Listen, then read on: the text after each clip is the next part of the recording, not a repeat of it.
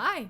Welcome, guys! I'm Modo, I'm a digital illustrator and character artist, and today I'm sharing 6 of my favorite online resources that I use to create art.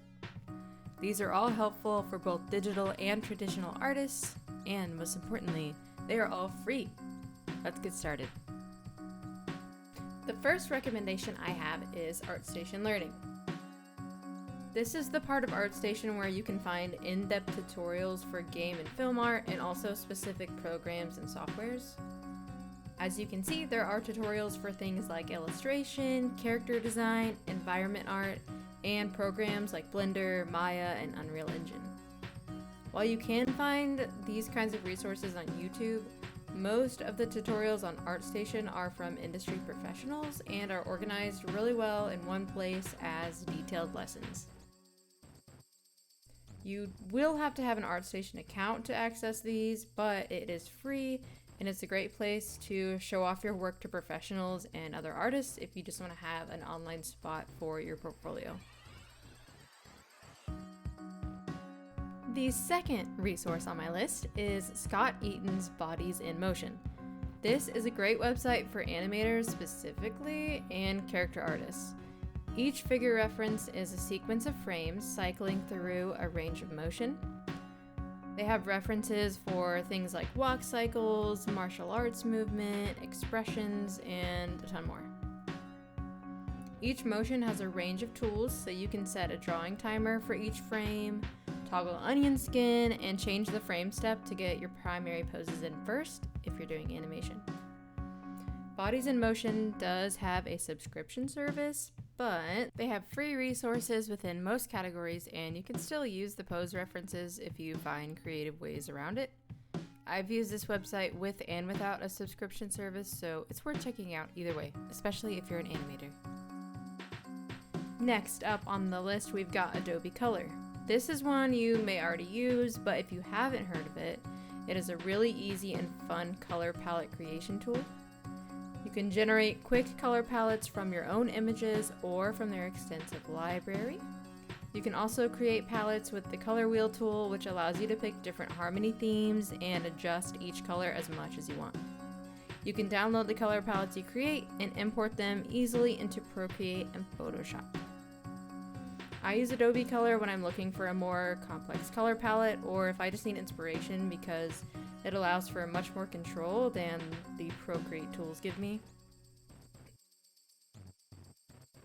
I don't use this for every piece of art I make, but it does come in really handy when I don't really know where to start with color.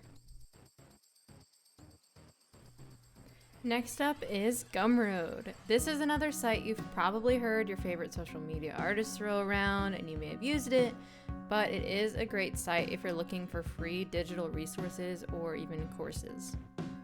While I can't speak on the quality of the free courses you can find, I have downloaded multiple brush packs for Procreate and for Photoshop that I've been really happy with. They also have lots of 3D resources like textures for models and rigs and animatable characters for you to download. There's plenty of free resources, but you can also support some very talented artists by purchasing kits and courses from them. My next 2 websites are my absolute favorite and completely changed my art creation routines. If I wanted to gatekeep anything in my life, it would be this. But since we don't do that here, Line of Action. This is hands down the best resource I've found to practice and learn figure drawing. This is how I learned how to do gesture drawings and to do my own self-paced study sessions. You want to utilize the class mode for the best well-paced practice lessons. This is a very educationally driven website and they show you how to use the tools and even give you a basic drawing guide if you need it. While I focus mostly on the figure studies, they also have animal studies, environments, and even some still life practices. Using Line of Action is how I became more confident drawing the body more quickly and without any tracing. I actually plan on doing an entire video on this website and how to use the tool because it has been genuinely invaluable to my art journey and I really want to share it. And finally, my last resource for you today is Pose Maniacs. This is a pose reference source. They have a male and female 3D model with tons of different poses from sumo to sad. These Titan boys are completely 3D models, so you can see the pose from any and every angle you need. Each pose can toggle different lighting presets, negative space to check gesture language, and my personal favorite, a perspective slider. I use this website for many of the pose references I need, so it saves me a ton of time in the early stages of drawing. I definitely recommend checking it out. It's completely free, although you may have to deal with some questionable ads. Alright, there it is, folks. I hope you found this video helpful. If so, please like the video. Consider subscribing so I can share more of my art journey and tips.